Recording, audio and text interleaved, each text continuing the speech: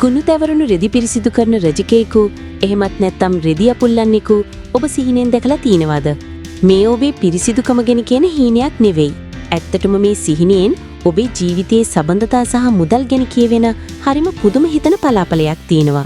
ඇත්තටම මේ සිහිනෙන් ඔබේ ජීවිතයේ සබඳතා සහ මුදල් ගැන කියවෙන හරිම පුදුම හිතන පලාපලයක් තියෙනවා. මෙහි සැබෑ පලාපලේ වන්නේ හිතවත්කම නිසාම ඔබට විශාල පාඩු විදීමට සිදුවන බවයි.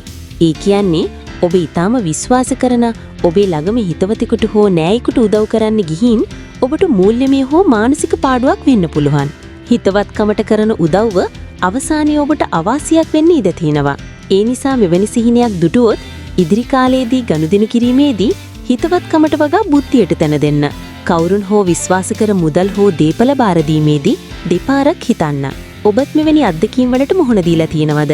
ඔබේ අදහස පහලින් කමෙන්ට් කරන්න. තවත් මෙවැනිම සිහින රහස් දැනගන්න අපේ ගුප්ත රහස් YouTube channel එක subscribe කරන්න. බොහොම ස්තුතියි.